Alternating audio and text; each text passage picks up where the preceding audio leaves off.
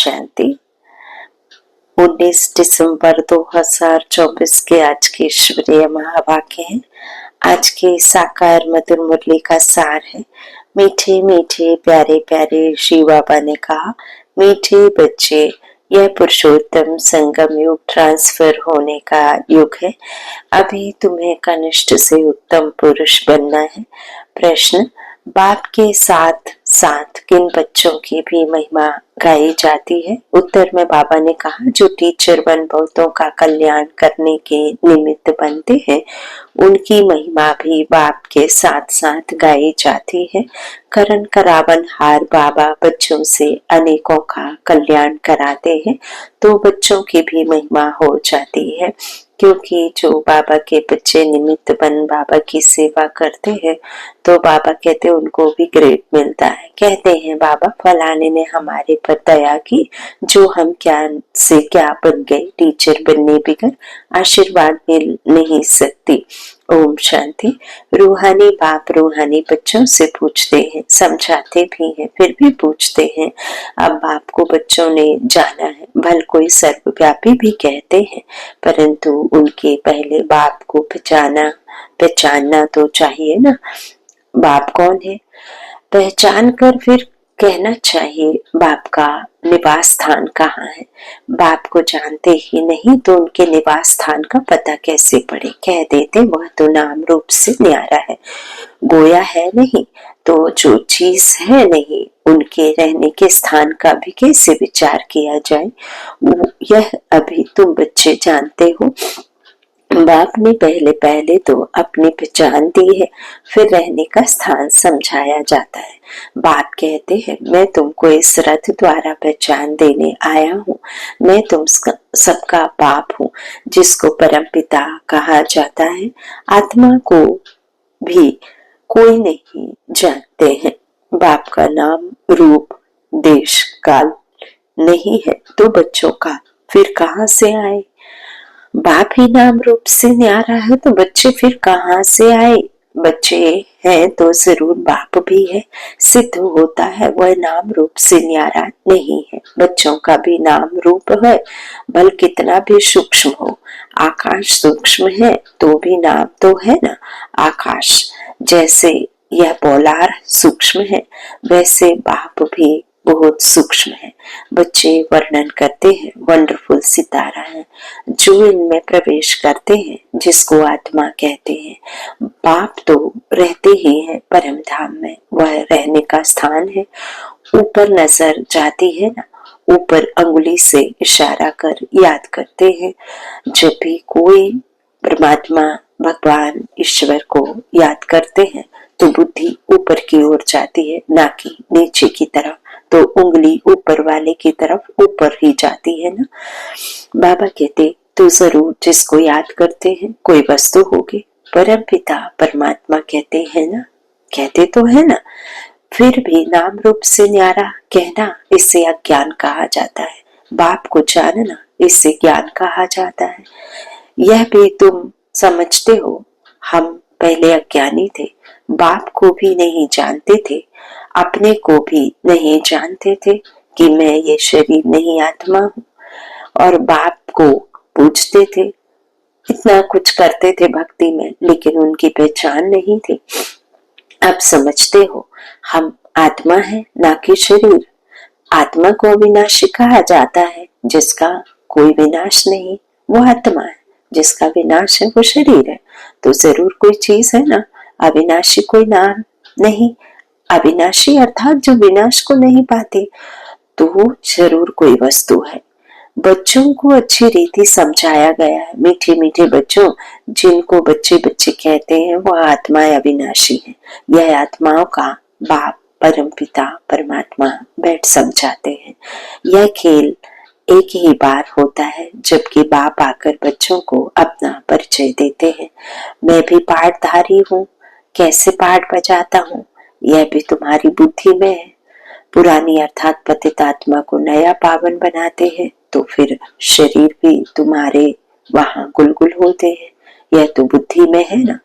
बाबा कहते हैं, मेरा भी पाठ है, लेकिन मैं कल्प में एक ही बार अवतरण लेता हूँ, वो ब्रह्मा तन।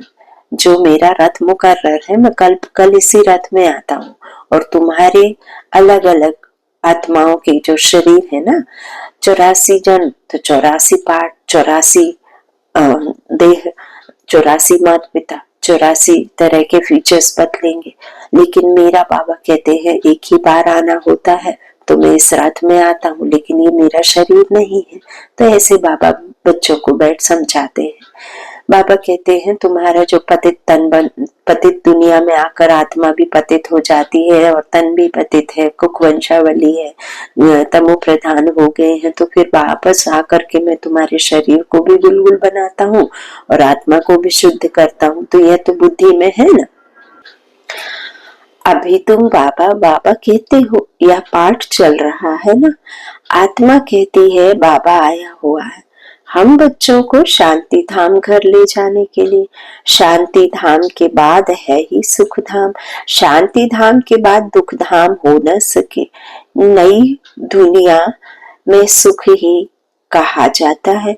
यह देवी देवताएं अगर चैतन्य हो और इनसे कोई पूछे आप कहाँ के रहने वाले हो, तो कहेंगे हम स्वर्ग के रहने वाले हैं।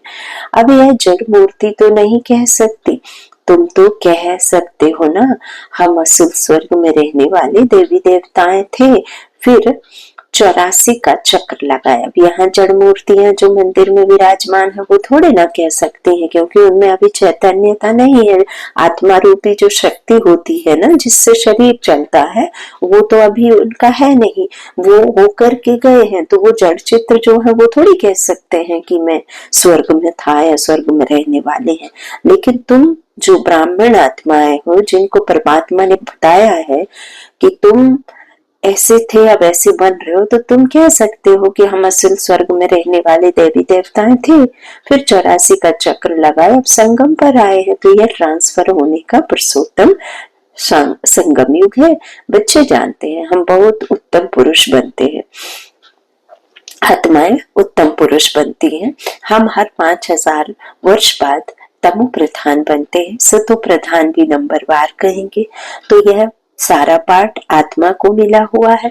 ऐसे नहीं कहेंगे कि मनुष्य को पाठ मिला हुआ है, हम आत्मा को पाठ मिला हुआ है। मैं आत्मा 84 जन्म लेती हूँ, हम आत्मा वारिस है। वारिस हमेशा मेल होते हैं, फीमेल नहीं। तो अभी तुम बच्चों को यह पक्का समझना है, हम सब आत्माएं मेल है। सबको बेहद के बाप से वर्षा मिलता है, हद के लौकिक बाप से सिर्फ बच्चों को वर्षा मिलता है, बच्चे को नहीं। ऐसे भी नहीं आत्मा सदैव फीमेल बनती है। अब इस शरीर में आत्मा फीमेल बन करके देह लिया, फीमेल देह ली, फिर बाबा कहते हैं जब ये शरीर छूटेगा तो जरूरी थोड़ी ना है कि फिर से फीमेल ही देह मिलेगी, है ना। तो बाबा कहते हैं आत्मा जरूरी नहीं कि फीमेल बनती। बाप समझाते हैं तुम आत्मा कभी मेल का कभी फीमेल का शरीर लेती हो, लेकिन लेती तो मनुष्य योनि में ही हो।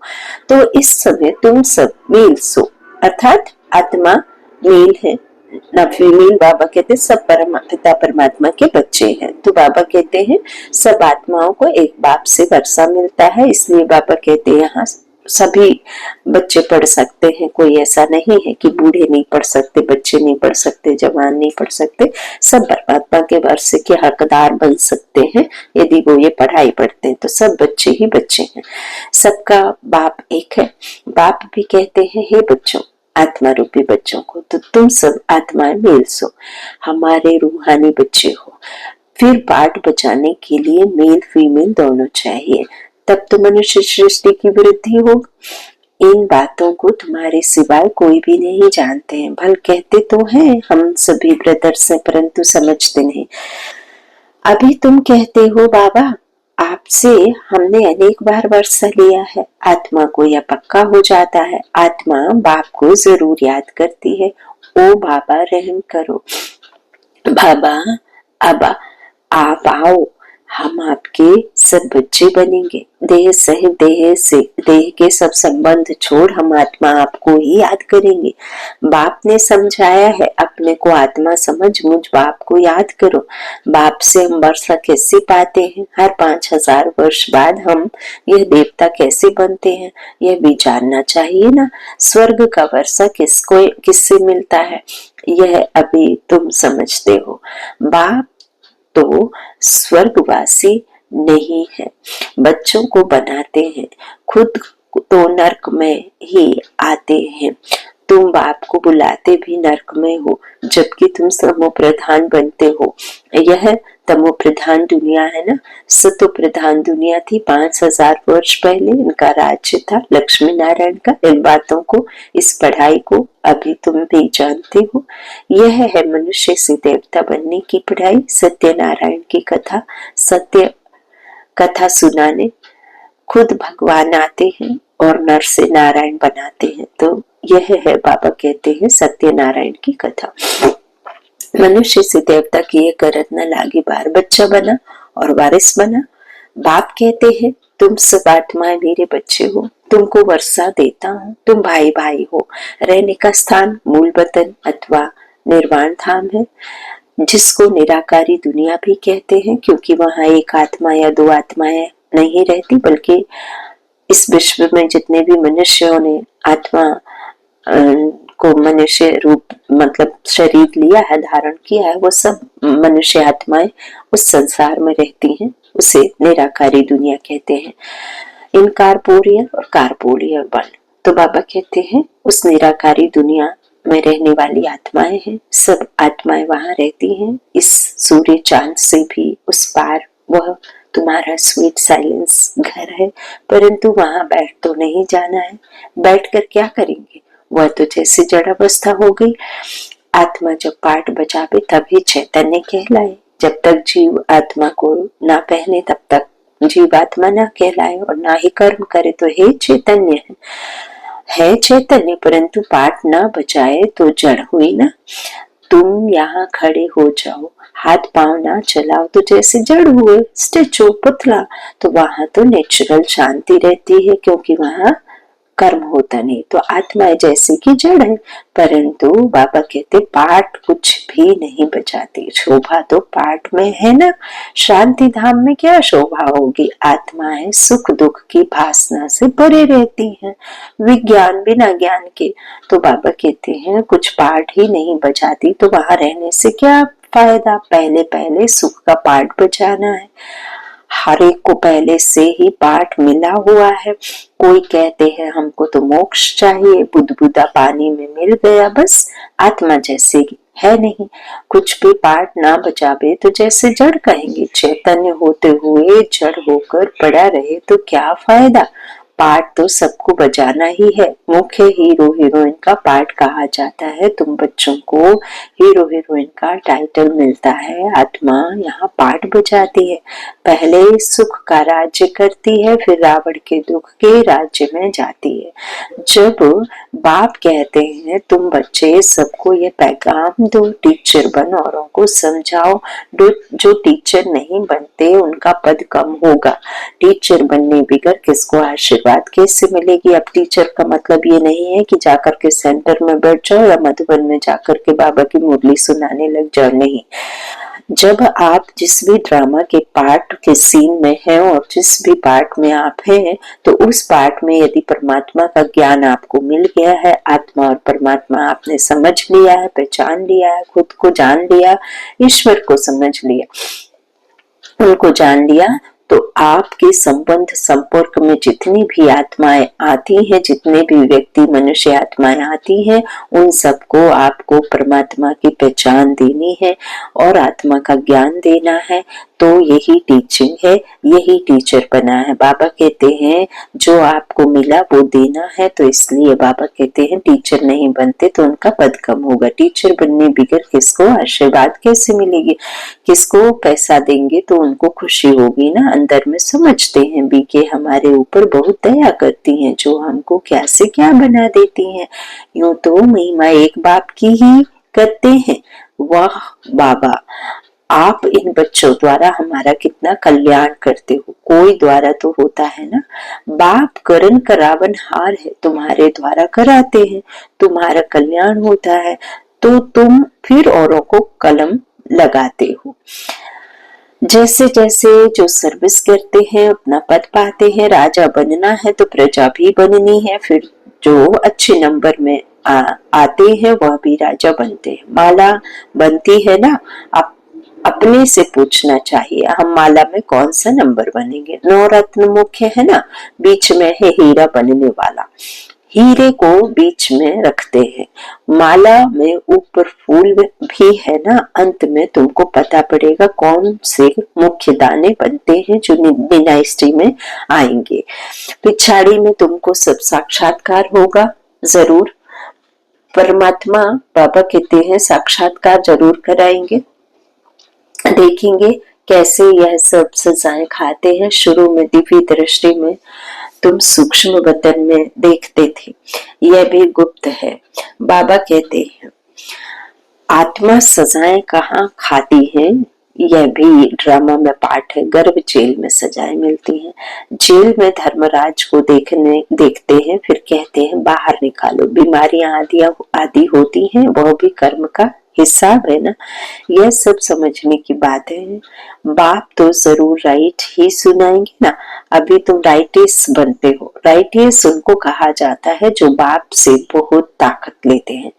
तुम विश्व के मालिक बनते हो ना, कितनी ताकत रहती है। हंगामे आदि की कोई बात नहीं, ताकत कम है तो कितने हंगामे हो जाते हैं। तुम बच्चों को ताकत मिलती है आधा कल्प के लिए, फिर भी नंबरवार पुरुषार्थ अनुसार। यह भी पहले से नोंद है, ड्रामा में अनादि नोंद है। कोई पिछाड़ी में आते हैं, एक दो जन्म लिया और शरीर छोड़ा, जैसे दिवाली पर मच्छर होते हैं, रात को जन्म लेते हैं, सुबह को मर जाते हैं। वह तो अनगिनत होते हैं, मनुष्य की तो फिर भी गिनती होती है। पहले पहले जो आत्माएं आती हैं उनकी आयु कितनी बड़ी होती है। तुम बच्चों को खुशी होनी चाहिए। सतयुगी आत्माओं की जो शरीर लेकर पाठ बजाते हैं उनकी 150 वर्ष आयु होती है। उसे ही गोल्डन एज कहा, उसे ही स्वर्ग कहा, क्योंकि किसी की अकाले मृत्यु होती नहीं है। तो बाबा कहते हैं वो स्वर्ग है। ऐसे नहीं कि दुनिया में जो जन्मते हैं वो फिर शरीर छूटे ना, छूटता जरूर है, चाहे फिर वो देवी देवता ही क्यों ना हो, लेकिन वहां 150 वर्ष की आयु होती है पक्का। बूढ़ापा उनको अनुभव नहीं होता, क्योंकि किसी प्रकार की बीमारी आदि होती नहीं। देह की जब लंबी उम्र हो जाती है 150, तो शरीर अपने आप साक्षात्कार होकर छूट जाता है और नया ले लेते। तो हम बहुत बड़ी आयु वाले बनेंगे।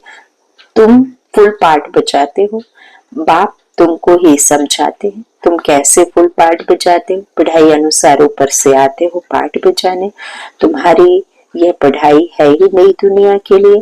बाप कहते हैं अनेक बार तुमको पढ़ाता हूँ, यह पढ़ाई अविनाशी हो जाती है। आधा कल्प तुम प्रारब्ध पाते हो, उस विनाशी पढ़ाई से सुख भी अल्पकाल सुख लिए मिलता है। अभी कोई बैरिस्टर बनता है, फिर कल्प बाद बैरिस्टर बनेगा, वह भी तुम जानते हो। जो भी सबका पाठ है वही पाठ फिर कल्प बाद वापस बाबा कहते हैं वही पाठ फिर वापस कल्प कल्प बजता रहेगा। देवता हो या शूद्र हो, हर एक का पाठ वही बजता है जो कल्प कल्प बजता है। उनमें कोई फर्क नहीं कि मूवी पर हो जाए तो सकते, लेकिन ये बेहद की मूवी में किसी प्रकार का कोई भी सिनेमा में करेक्शन नहीं कर सकते। हर एक अपना पार्ट बजाते रहते हैं।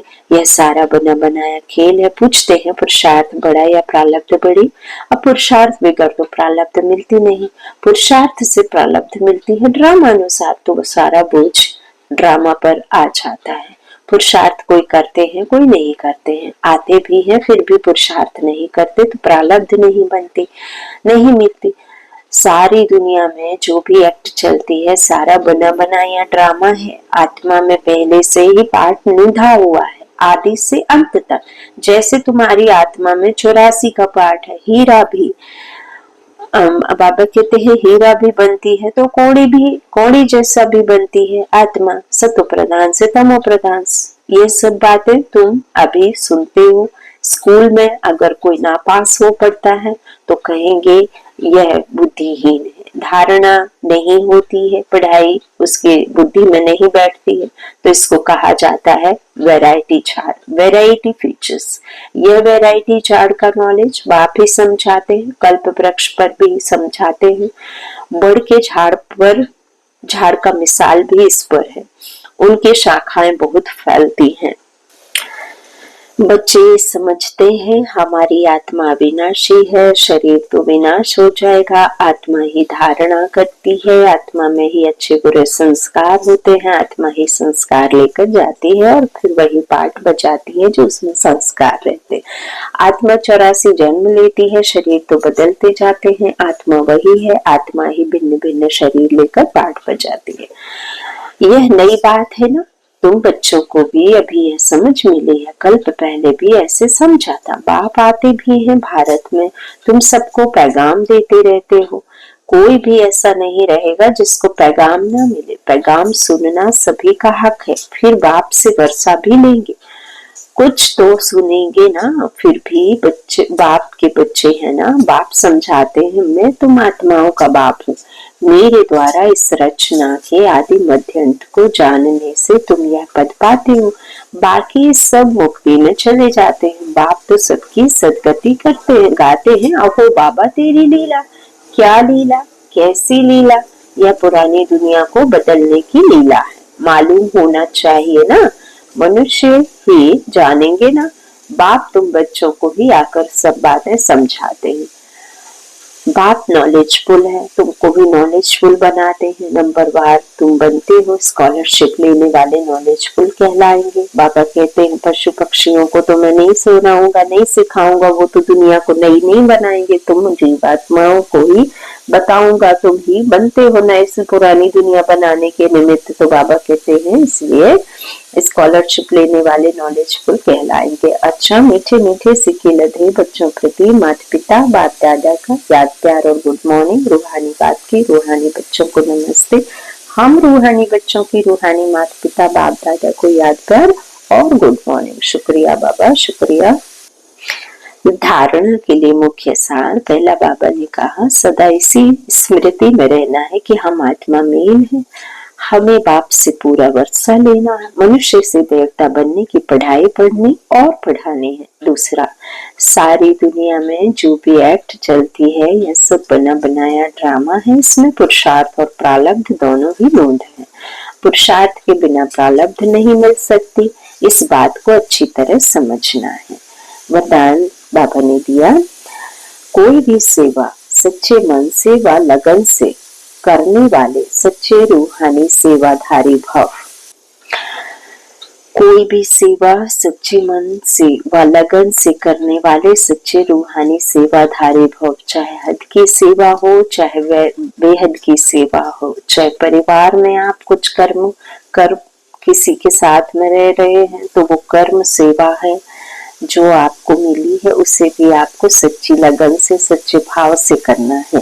सेवा कोई भी हो लेकिन वह सच्चे मन से लगन से की जाए तो उसकी 100 मार्क्स मिलती हैं। सेवा में चिड़चिड़ापन ना हो, सेवा काम उतारने के लिए ना की जाए, आपकी सेवा है ही डिग्री को बनाना, सबको सुख देना, आत्माओं को योग और योगी बनाना, आप कार्यों पर उपकार करना, समय पर हर एक को साथ व सहयोग देना, ऐसी सेवा करने वाले ही सच्चे रूहानी सेवाधारी हैं। स्लोगन है पवित्रता ही ब्राह्मण जीवन की नवीनता है, यही ज्ञान का फाउंडेशन है। पवित्रता ही ब्राह्मण जीवन की नवीनता है, यही ज्ञान का फाउंडेशन है। अच्छा, ओम शांति।